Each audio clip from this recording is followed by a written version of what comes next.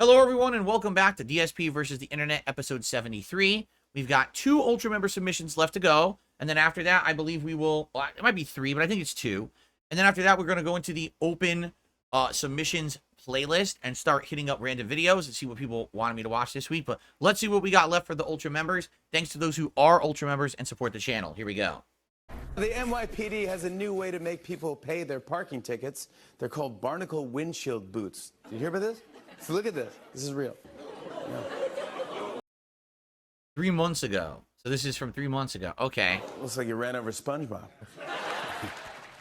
Yeah, according to Jimmy, it might look like a squash SpongeBob, but the bright yellow Barnacle boot is the NYPD's newest tool to fight parking offenders. The department debuted that device today. Our own Mark Santia live in Midtown with a demo to tell us how it works. Hi, Mark.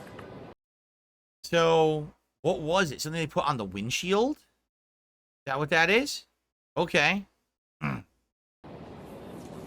Hey, Natalie. Yeah, consider this a warning to drivers who park illegally. The NYPD is using a new device to keep traffic moving. Oh. I got completely distracted by a guy hailing a cab behind him. That's funny. What looks like a box is actually a new tool to keep traffic moving on city streets. It's called Barnacle. There's a built-in motor, and it has 2 suction cups. It goes on the windshield, 1,000 pounds of pressure, and it self-regulates. Barnacle is being used by NYPD's traffic teams for parking enforcement. The Barnacle is safer because our current booting system, it's only about 20 to 30 seconds to deploy, opposed to 2 to 3 minutes where the agent has to kneel down street side. So not only is it safer and faster, the technology it has, it makes it more efficient. We get real-time GPS locations. Hold on. It's suction cups. I just want to be sure I'm understanding it before I comment. I want to understand what the technology is. It's just 2 suction cups is what they're saying that stick to your windshield so you can't see. Okay? I'm going to continue. And then let's see, because I have a comment on this, but let's continue. Ready? So if someone tries to drive off with it, we get notifications. And if anyone's trying to tamper with it, we also get live notifications. That's right. An alarm sounds if someone tries to scrape off this Barnacle. The NYPD is looking beyond traditional boots that go on the tires of cars. This device turning heads in Midtown and getting a New York welcome. You need a sunroof, because then you could just kind of stand up and drive through it. That's how I do it. I think it's a really great idea because now you can't even try to drive. You can't see. There are a few Barnacles floating around the city, but Inspector Brian O'Sullivan says more are on the way. We're currently in a pilot program right now where we're starting it in Queens. We're going to increase the number of units we have in the next few weeks to expand it to the rest of the city. So if you have a Barnacle on your windshield, what you want to do is follow the instructions, make the phone call, pay the $185 fine, and then a traffic agent will come out and remove the Barnacle from your windshield. We're live in Midtown. I'm Mark Santia. Okay. So I have 2 things to say about this. Okay? Number one, all right, it doesn't prevent you from driving. Okay? The boot does because your wheel can't turn. All this does, it blocks your windshield. So someone could just drive looking out the window. I mean, a lot of people don't do that anymore. They used to. That actually used to be a thing. Driving, hanging out the side of your car.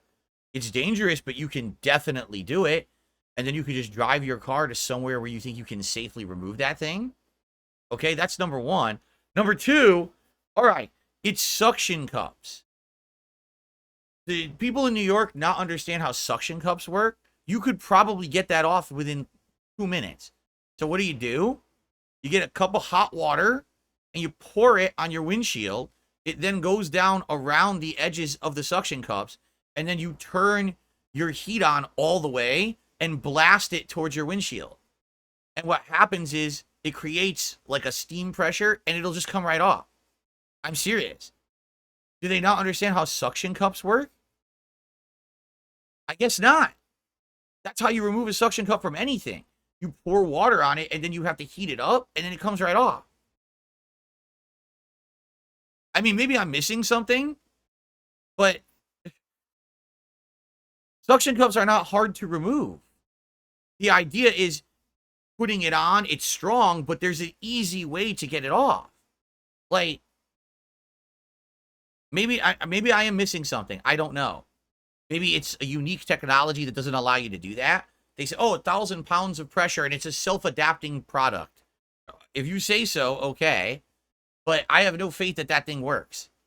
Here's what's going to happen. Oh, shit, I got a barnacle on my car. You go inside, you buy a cup of coffee. You pour the coffee on your windshield. You turn on your car, turn it on max blast, and within 2 minutes, the thing pops right off. Throw it on the fucking sidewalk, drive away.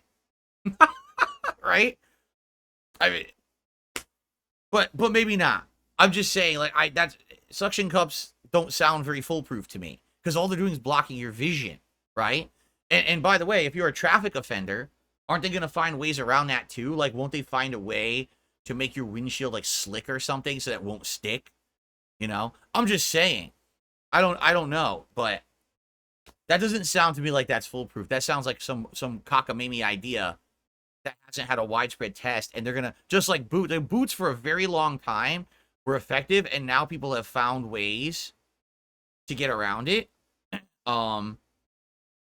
That they remove them. It went viral, I guess, that you could just remove boots off your car easily. Here's how.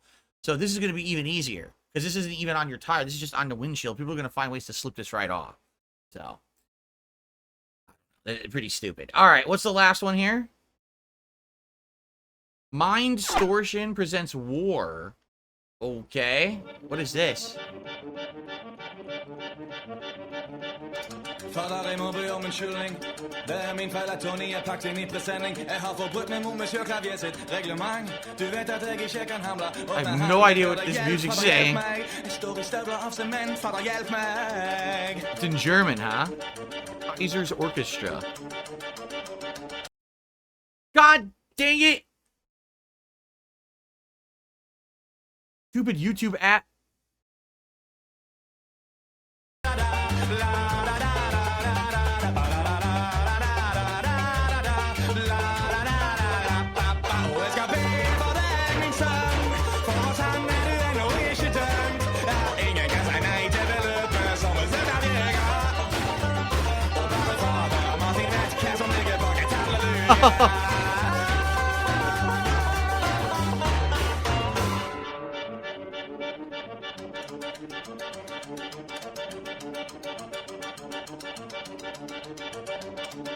Tony har en formidabel dobbeltgænger.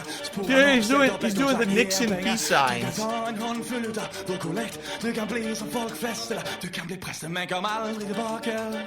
For her dine dagers halte.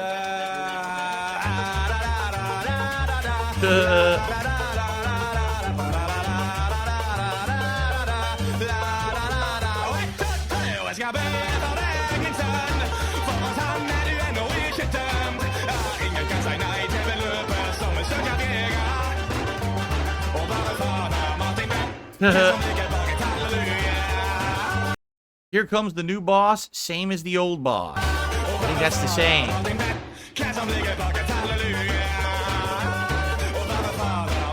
Here comes the triangle. Yep. They're just showing that it never ends. War never changes. War never ends. It's an endless cycle, right? All right. All right. Let's now swap over to the submissions tier videos. So allow me to get to the randomized playlist. Open it up here. What's today? July 14th. So I have to find the one that's specific week. Give me a second here. Oh, I went too far already. Why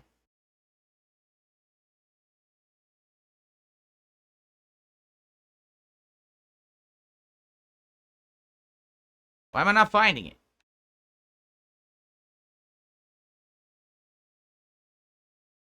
Here it is. Okay. Got it. July 14th. And I'll probably start in the middle again. You start right here. Oh, my nose itches. Stupid allergies. Ugh. Let's see.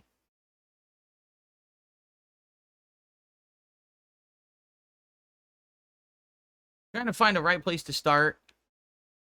And we'll watch them all in a row. Let's do right about here.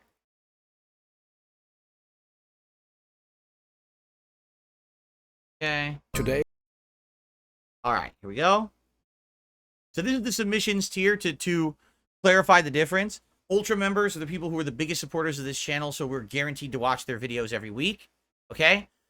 Submissions tier are people who submit videos and into a randomized playlist. It's much cheaper to do so, but we're not guaranteed to watch your video every week. And just for example, this week there's about 20-some videos. There's no way we're watching all those this week. Okay? Now, I will say this. If you're going to be someone who wants to submit videos, you have to be submitting ones that are proper subject matter, and also you have to use some common sense. I'm going to give you an example. This week, an Ultra member submitted a video from someone who is a regular naysayer and detractor of mine. Okay? I'm not going to watch that video. I'm not stupid. You know? If you wanted to watch like a neutral party talk about a subject matter that's going on right now, that's fine. But I'm not going to support and watch content from people who actively try to hurt me. Okay? I'm not. So you have to be thinking and using your brain when you submit videos. I'm sorry, I don't care what tier you're at. I'm not going to watch content from someone who's on a podcast that completely slams me and talks shit about me constantly. I'm not going to support their stuff. So to that person, I think you know who you are because I responded to your video submission. You can submit 2 videos next week, but stop with the bullshit. I'm not going to watch harmful content. Okay? I'm just not. I'm not going to support crap on the internet. So stop submitting it. Okay? All right. Here we go. I'll be showing you how to make authentic Italian basil pesto. This traditional homemade Italian pesto recipe has been in my family for generations. It is incredibly delicious and packed full of flavor. You will need 1½ cups of fresh basil, 1 cup shredded parmesan, 1/4 cup pine nuts, 3 hot I don't even know what a garlic pine nut tastes like. cloves, and 5 tablespoons of olive oil. To start, we are going to wash the basil. This step is incredibly important. Thoroughly rinse the basil in fresh, clean running water. The best way to do this is using a strainer and your kitchen sink. Using your clean hands, carefully rotate the basil, ensuring that all leaves are thoroughly cleaned and rinsed. This will remove any dirt, bacteria, and other harmful contaminants from the basil. Thoroughly You rinse rubber for bacteria. a minimum of 2 minutes. Remember, the cleaner the better. Next, we're going to toast the pine nuts. Continuously stir until they are golden brown and fragrant. In a blender, add the washed fresh basil, shredded parmesan, garlic, olive oil, toasted pine nuts, blend until thoroughly combined. Pour into a mixing bowl. Sprinkle with Parmesan cheese.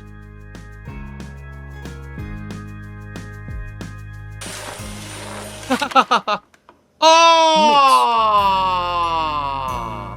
Taste it. No! Yummy. Add more. Add more. Add more. Add more. Add more. Add more. Add more. Add more. Add more. The funny part was he was already done. He was done with the recipe. Like, that was it. That was the recipe. And then just add pasta, right? All right, enough of that. That's disgusting.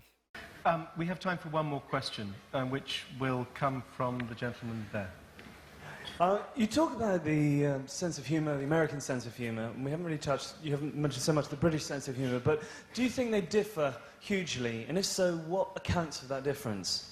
My answer to that question is, and by the way, Stephen Fry I've seen on television shows and stuff before, but I've never seen him do stand-up or anything, like British comedy or anything. My answer to that would be,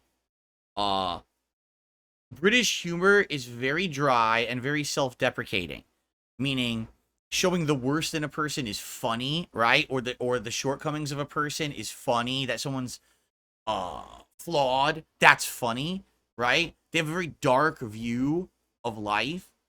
Like, almost things that you would find depressing, they find funny. That's what I've seen in British humor, right? So, like, when you watch The American Office, for example, everyone in there is a flawed person, but they're almost like cartoon characters with the way that they act. When you watch The British Office, they're all just, like, alcoholic messes. You know, broken people. But that's funny to them. It's different, you see? So let's see how they answer. It's a really good point. I think I mean, it strikes at the heart of what is American optimism is a really important thing, but not only optimism, but a refusal to see oneself in a bad light, or, you know, one could talk about this for far too long, but if you go to an American bookshop, by far the biggest section is self-help and improvement. The idea that life is refinable and improvable, and that you can learn a technique for anything, whether it's lovemaking, being a businessman, a marriage, cooking, losing weight, whatever it is, there's an NLP way of doing it, there's an Anthony Robbins way of doing it, there's a things they didn't teach you at Harvard way of doing it. There's an unbelievable sense that life is improvable, that you can be lectured at, or indeed given a sermon at, you know, it's the Protestant base of America, that things are done by text and by works, as opposed to by submission and by, you know, a doctrine in the way that the higher church, you know, European, you know, rump, we still believe. And there is a sense of original sin in Europe. I mean, this is a bizarre theory that I won't push to its limit, but when it comes to comedy, it's satisfactorily, I think, obvious that the American comic hero is a wisecracker who is above his material and who is above the idiots around him. And the British comic, put it this way, the American comic hero, like John Belushi or someone like that, you know that scene in Animal House where there's a fellow playing folk music on a guitar, Yes. and John Belushi picks up the guitar and destroys it. And the cinema loved it because he just smashes it and then waggles his eyebrows at the camera. And everyone says, God, he's so great. Well, a British comedian would want to play the folk singer. We want to play the failure. All the great British comic heroes are people who want life to be better and on whom life craps from a terrible height, and whose sense of dignity is constantly compromised by the world letting them down. They want to wear a tie. They're not quite smart enough to wear an old school tie because they're kind of lower middle class. They are Arthur Lowe in Dad's Army. They are Anthony Aloysius Hancock. They are Basil Fawlty. They are Del Boy. I don't know any of those people. Blackadder. They're not quite the upper echelons, and they try to be decent and right. Everything tries to be proper. They're even David Brent from The Office. And their lack of dignity is embarrassing. They are a failure. Right. They are an utter failure. They're brought up to expect empire and respect and decency and being able to wear a blazer in public, and everyone around them just goes whereas the American hero is the smart talking, he's Jim Carrey and he's Ben Stiller and he's, you know, whoever, he just goes all the way back. They can wisecrack their way out of any situation. They win the girl, they're smarter, they've got the biggest knob in the room. The British guy arrives at the room and says, oh my God, I've left my knob behind. I haven't even got one. And in a sense, comedy is the microcosm that allows us to examine the entire difference between our two cultures. Yeah. Ours is bathed in failure, but we make a glory. Oh, it was copywritten. Oh, man. Darn, that was a good video. Let me tell everyone in chat. Yeah, we just got copyright sniped. I was really liking this video too. We got copyright sniped. Apparently they don't like me watching Stephen Fry, and I would say that was incredibly accurate, was it not? I agree. American comedy, you're trying to be like the smart guy, the wise Alec, the one who's better than everyone around because you're smarter. And it's your observational comedy about the situation that's funny. In Britain, you're the failure. It's the opposite. You're the failure. It's self-deprecation. It's that kind of stuff. So that was good stuff. I actually really like that clip. It's sad that the stream just got shut down for it. Hopefully you guys watching on demand can at least watch it, although the video will definitely get demonetized. So if that's the case, please consider supporting the channel. I might as well end this part early because there's no point in going on because I have to wait 3 minutes for the stream to come back. So thanks for watching. I'll see you guys in part 5.